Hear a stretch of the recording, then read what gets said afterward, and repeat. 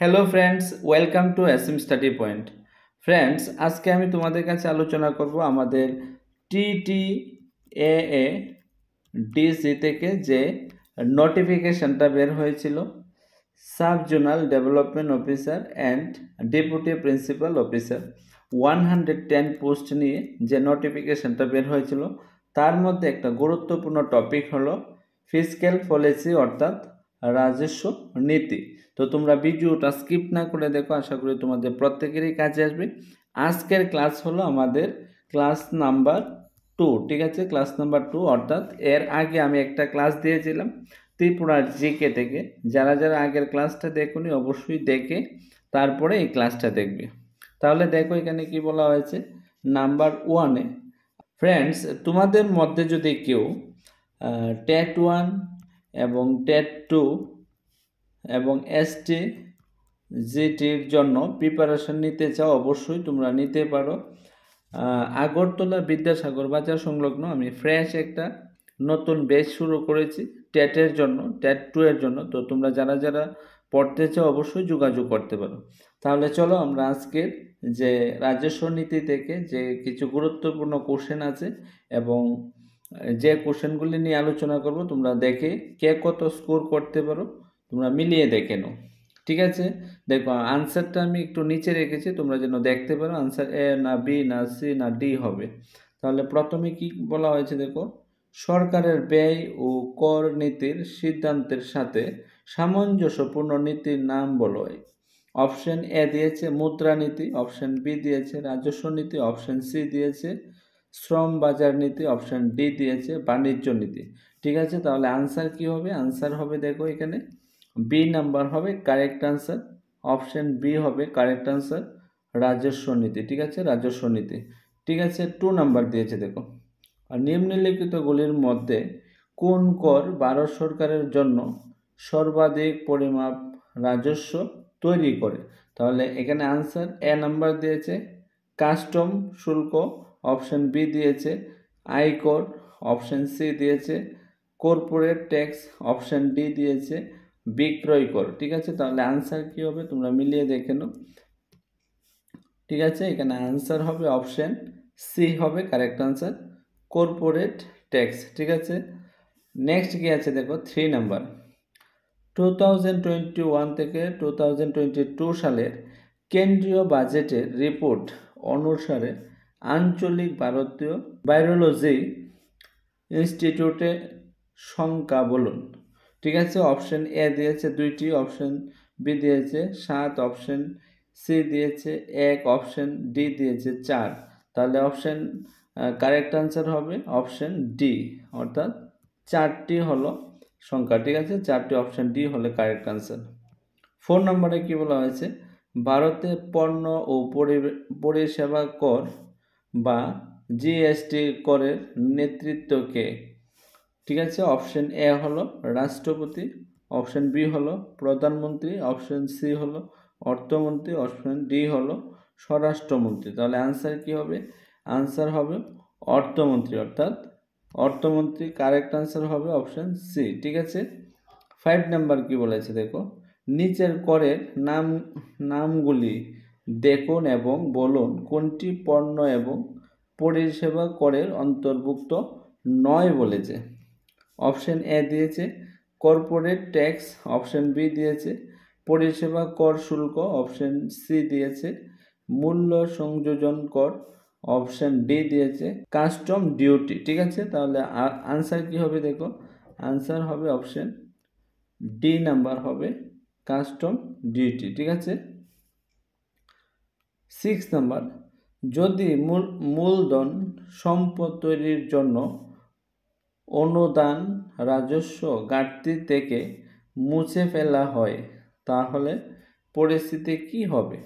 Option A দিয়েছে রাজস্ব ঘাটতি, অপশন বি দিয়েছে কার্যকরী রাজস্ব ঘাটতি, অপশন সি দিয়েছে প্রাথমিক ঘাটতি, অপশন ডি দিয়েছে বাজেট ঘাটতি। তাহলে আনসার কি হবে? আনসার হবে দেখো অপশন বি হবে কারেক্ট আনসার, কার্যকরী রাজস্ব ঘাটতি। ঠিক আছে, নেক্সট কি আছে 7 নাম্বার দেখো, নিচের কোনটিকে প্রত্যক্ষ করের উদাহরণ হিসাবে বিবেচনা করা যেতে পারে বলুন। ঠিক আছে, অপশন এ দিয়েছে বিক্রয় কর, অপশন বি দিয়েছে সম্পদ কর, অপশন সি দিয়েছে বিনোদন কর, অপশন ডি দিয়েছে মূল্য সংযোজন কর।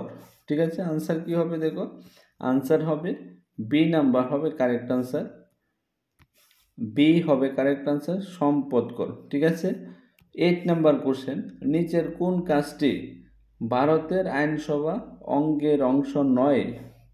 অপশন এ দিয়েছে আইন প্রণয়ন, অপশন বি দিয়েছে বাজেট, অপশন সি দিয়েছে একটি বাজেট অনুমোদন দন, একটি বাজেট অনুমোদন, অপশন ডি দিয়েছে নির্বাহী প্রতিদান হবে প্রতিদান। ঠিক আছে, তাহলে অপশন কারেক্ট আনসার কি হবে দেখো, অপশন বি হবে কারেক্ট আনসার বাজেট। 9 নম্বরে কি আছে দেখো, কেন্দ্রীয় সরকারের উন্নয়ন ব্যয়ের অন্তর্ভুক্ত নয় কি? অন্তর্ভুক্ত নয় কি? অপশন এ দিয়েছে প্রতিরক্ষা ব্যয়, অপশন বি দিয়েছে অর্থনৈতিক সেবা ব্যয়, অপশন সি দিয়েছে রাজ্যের অনুদান প্রদান করা হয়, অপশন ডি দিয়েছে সামাজিক ও সামাজিক সেবায় ব্যয় কর। তাহলে আনসার কি হবে? আনসার হবে অপশন এ নাম্বার হবে কারেক্ট আনসার প্রতিরক্ষা কর। 10 নাম্বার কি দিয়েছে দেখো, কোন বছরে রেল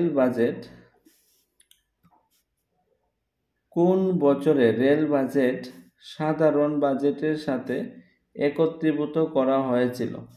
অপশন এ হবে বাজেট 2016 থেকে 2017, বি নাম্বার অপশনে বাজেট 2020 থেকে 2021, অপশন সি হবে বাজেট 2017 থেকে 2018, অপশন ডি হবে বাজেট 2014 থেকে 2015। তাহলে আনসার কি হবে?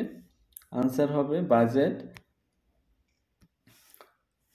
2017 থেকে 2018। ঠিক আছে, 11 নাম্বার কি বলেছে দেখো, নিম্নলিখিত চিহ্নিতকরণ বাজেট খাতের একটি গুরুত্বপূর্ণ অংশ। অপশন এ দিয়েছে সরকারের রাজস্ব নীতি, অপশন বি হলো আইনসভা, অপশন সি হলো সরকারের বাণিজ্যিক নীতি, অপশন ডি হলো সরকারের অর্থনীতি নীতি। তাহলে আনসার কি হবে? আনসার হবে দেখো সরকারের রাজস্ব নীতি। কি? সরকারের রাজস্ব নীতি, অপশন এ হলো কারেক্ট আনসার।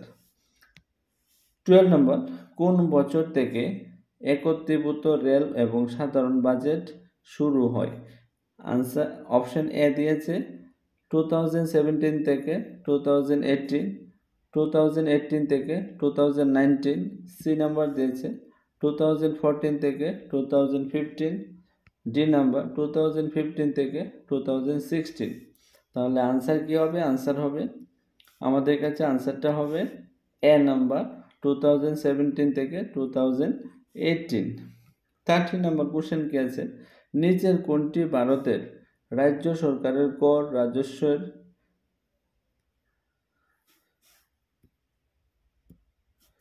নিচের কোনটি ভারতের রাজ্য সরকারের রাজস্বের অংশ নয়?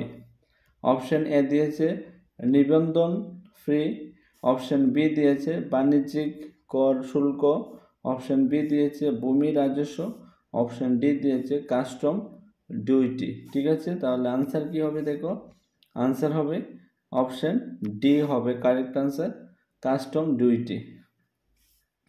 14 নম্বর, নিচের কোনটি রেলওয়ে বাজেট বলা হয়েছে, নিচের কোনটি রেলওয়ে বাজেট? অপশন এ দিয়েছে রাজ্য বাজেটের অংশ, অপশন বি দিয়েছে কেন্দ্রীয় বাজেটের অংশ, অপশন সি দিয়েছে কেন্দ্রীয় বাজেটের অংশ নয়, ডি দিয়েছে রাজ্য বাজেটের অংশ নয়। তাহলে আনসার কি হবে দেখো, আনসার হবে অপশন বি হবে কারেক্ট আনসার কেন্দ্রীয় বাজেটের অংশ। ঠিক আছে, অপশন বি। 15 নাম্বার কে দিয়েছে 2022 সালের কেন্দ্রীয় বাজেটে নিম্নলিখিতগুলির মধ্যে কোন প্রকল্পটি ঘোষণা করা হয়েছিল? অপশন এ দিয়েছে make in India, option B দিয়েছে ব্যবসা করার সহজতা, অপশান সি দিয়েছে প্রধানমন্ত্রী শ্রমযোগী মাধ্যম, অপশান ডি দিয়েছে আত্মনির্ভর ভারত। তাহলে আনসার কি হবে?